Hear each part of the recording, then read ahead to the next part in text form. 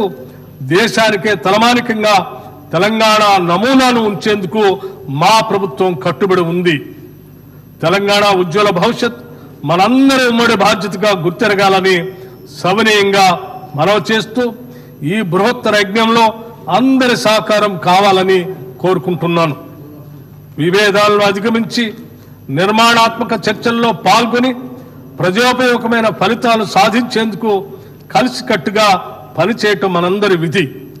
రాజకీయాలకు అతీతంగా ఈ సభలోని సభ్యులందరూ బడ్జెట్లో సూచించిన ప్రగతిశీల చర్యలకు సంపూర్ణ మద్దతునివ్వాలని విజ్ఞప్తి చేస్తున్నా. లోతుగా చర్చించి విశ్లేషించి ప్రజా ప్రయోజనాలను దృష్టిలో ఉంచుకొని మనం నిర్ణయాలు తీసుకోవాలి. నేటి మన విధానాలే రేపటి తెలంగాణ నిర్మాణానికి ఉపకరిస్తాయి.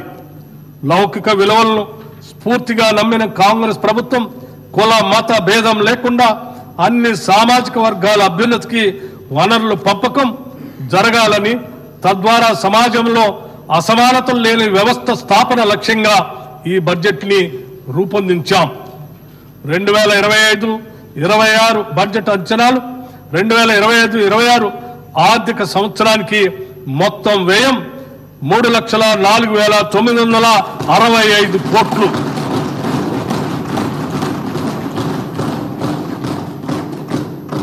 రెవెన్యూ వ్యయం 2,26,982 కోట్లు.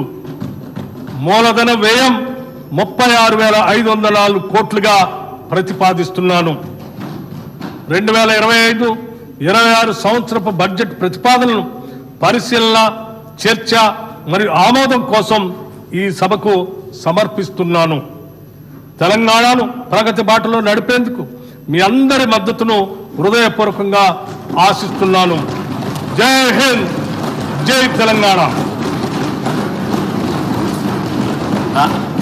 The annual financial statement budget for the financial year 2025-26 is presented.